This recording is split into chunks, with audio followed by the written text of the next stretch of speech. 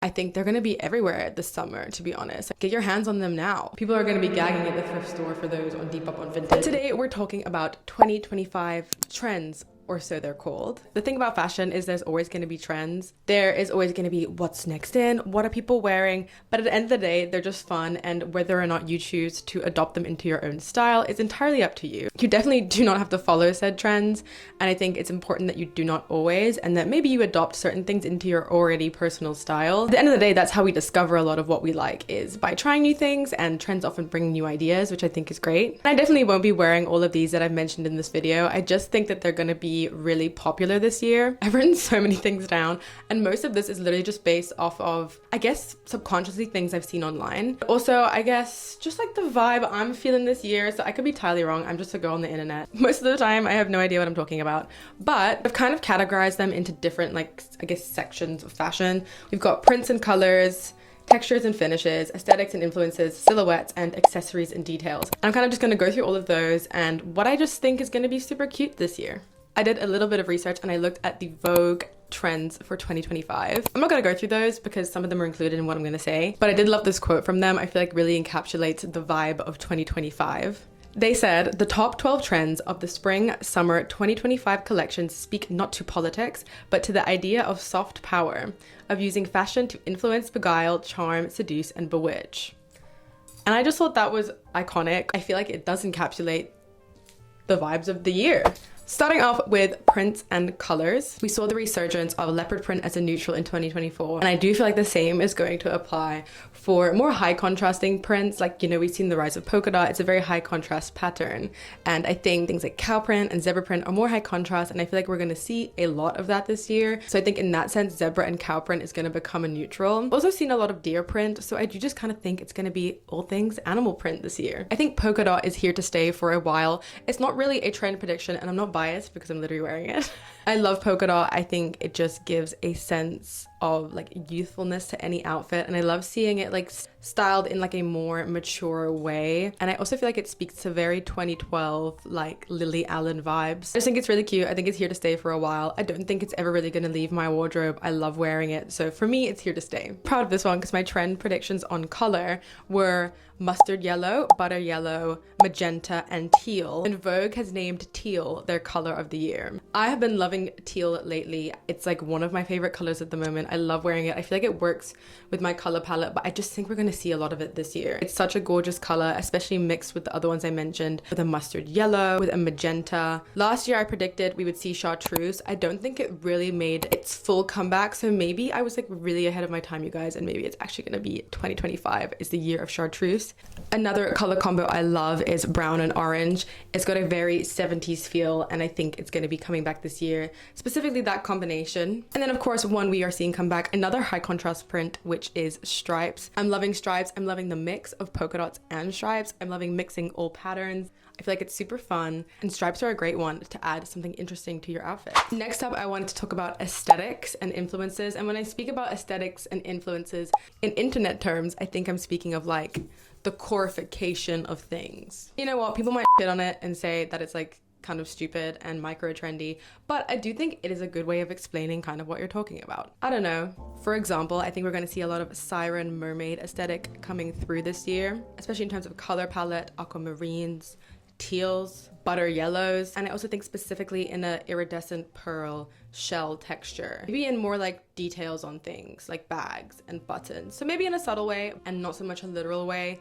I think trends can become tacky if we take them too literally. Like the bow trend, it was cute, it was in our hair, I loved it, we all loved it. Got taken too far by printing bows all over jeans. You know, only so far you can go with things where it's actually cute, and I think when they get overdone, people get sick of them. So I think it's important to take them only so far, I guess is what I'm saying. The next one I'm seeing a big rise in is like clown core or like harlequin vibes. The like harlequin print, I don't know if that's what you'd call it, like a diamond print on like tights, on tops, like literally just kind of anywhere. I think that would be really fun depending on how you wear it. I feel like we're also going to see that come through in the silhouettes this year in terms of makeup as well. And under the harlequin umbrella, kind of more in my silhouette category, but whatever, I think is like really fun collars, you know, that like come up your neck. I'll insert some photos. I'm so bad at describing things. But really fun collars like that maybe come high up, We saw the like Ganni collar become really popular, but I think now they're gonna travel more upward and become more interesting in like volume up here.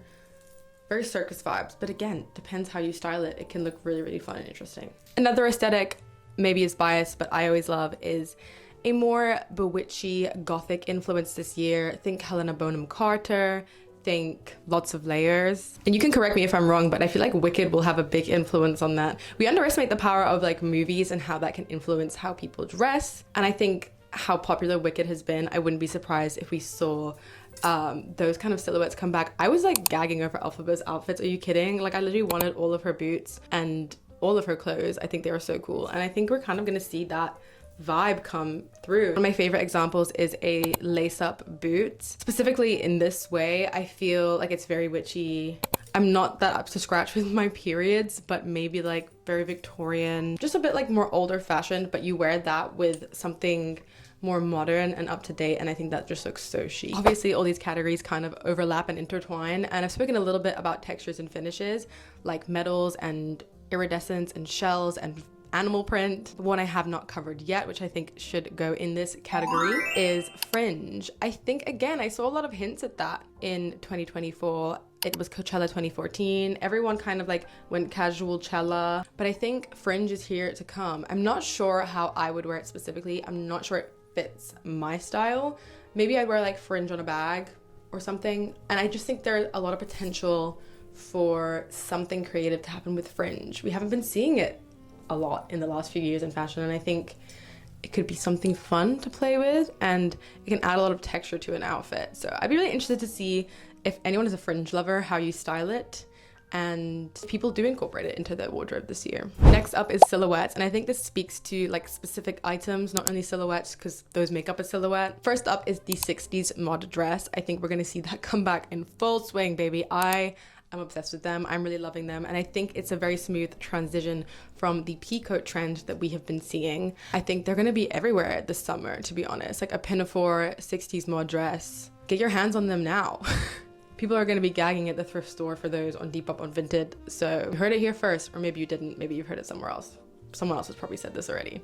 Look, I always love a platform shoe. I think it's something I'm always going to keep and wear in my wardrobe. Yeah, I think we're seeing like the full of the Samba, it's sad because I think everyone owns a pair of Sambas, and I think that like they still look great, but I think every year there's just always going to be a new sneaker. And this year, I think that it's going to be the Adidas Taekwondo. I literally already have a pair in silver and I love them. They're so cute. And I think the boxing boot was super popular. Was it like 2023? I still wear mine, but I don't know when it came about. Don't quote me. But I think the Adidas Taekwondos are really the in shoe, like a slip-on flat shoe. I'm also like not a huge sneaker girl. I love myself a boot. What else do I wear? Like my tabbies, I wear a lot. And that never really changes for me. So I have like a few pair of sneakers and I like those. They're like a good option for when I don't want to wear ballet flats because my feet just get wet all the time.